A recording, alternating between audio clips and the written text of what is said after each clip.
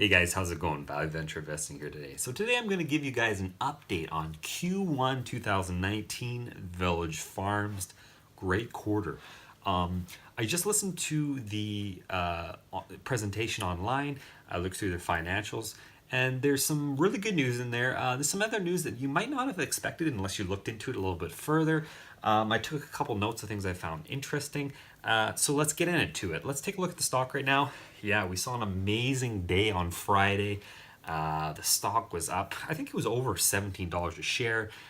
So we saw like 15, almost 15% up today. It was huge news. The stock reacted just massively to this profitability. So the big thing was Village Farms was profitable in Q1. Now they were profitable.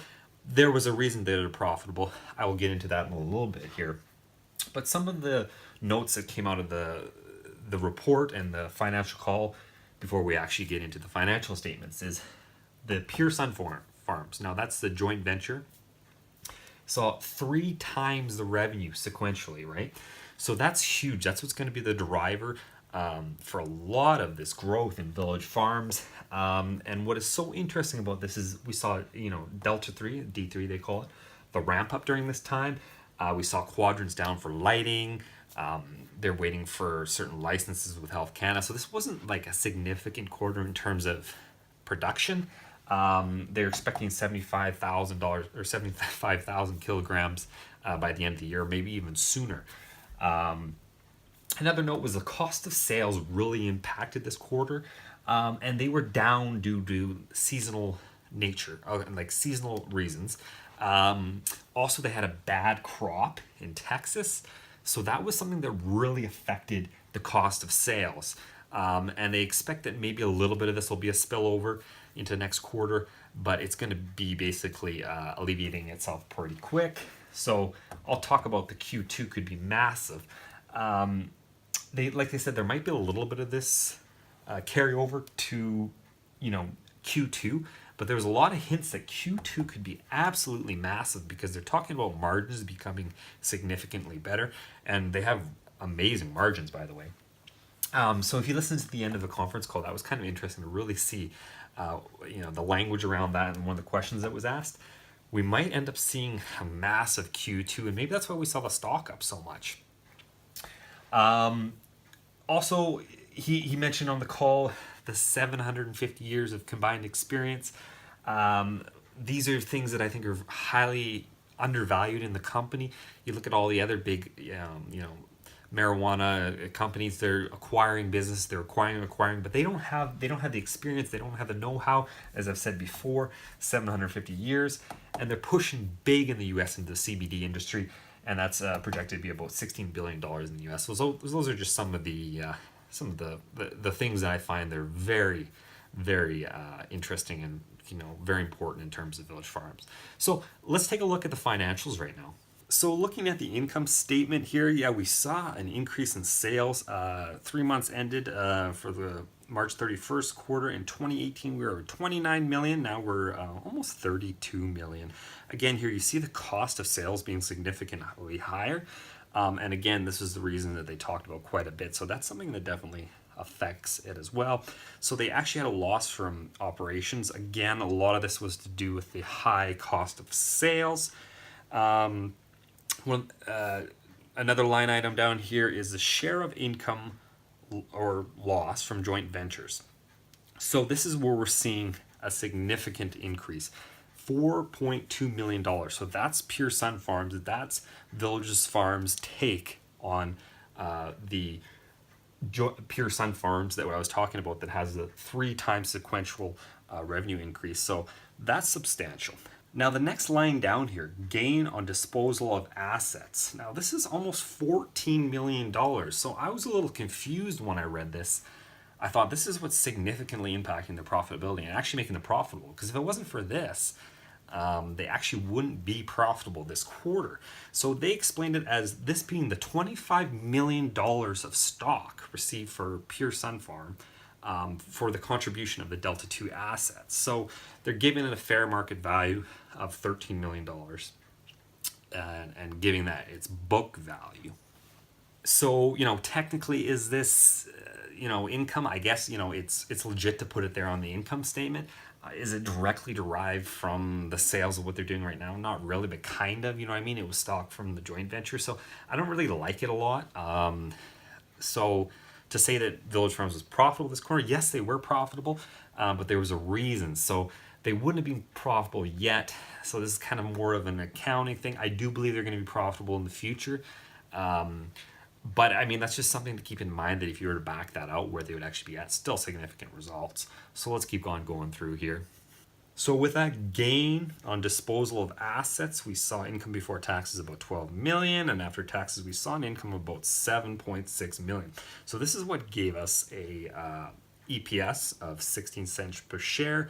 Diluted would be about 15 cents per share. So actually, if you do the math and you say, well, if they could stay, which they're not going to be perfectly, but I believe they're going to be much more profitable than this, times that by 4, that EPS, I mean, this thing's looking at a multiple of like 25, 26 times earnings for something that is just starting. That's cheap. And like my other videos that I've made, that's where, that I've just, I've explained to you guys why I think this is such a good buy. That's dirt cheap. So this even shows right here with these financial statements what it could be going forward, and how cheap the stock is. Looking at the balance sheet here, yeah, we see that we've got, cash balance is declining. Well, we know why that is. But we still see, total current assets of about $56 billion, and, total assets around $175 million. So, quite a bit there. Total liabilities are about $66 million. So not too much to really gain from looking at this. I was more interested in the income statement. So overall, I think it was a great quarter. It was, it was amazing. That's why the stock responded the way it did. One other interesting thing I found that I was going to leave to the end here was the CEO actually responded to Andrew Leff's attack on Village Farms. If you don't know about that, watch my video. I made a video on it. I'll put it at the top right hand corner of the video right now. I'll also put a link in the description. So I'll play that right now for you guys. But before I begin, I want to take a moment to provide our perspective on the false and misleading claims that were made publicly about our company a number of weeks back. I want to be clear that as a public company, we fundamentally believe in the right for legitimate, contrarian views of our company, or any company for that matter, and we acknowledge that legitimate short sellers play a valuable role in the markets. But we despise parasites who engage in outright lies, distortions of the truth, partial and misleading information, and innuendo to manipulate the market for short-term, entirely self-serving purposes. This kind of activity provides zero value to the marketplace and especially hurts individual shareholders of all sizes. Worse, we know the real culprits here aren't even the public persona, but as we say in Texas, these yellow-bellied cowards hiding anonymously in the weeds cause this issue.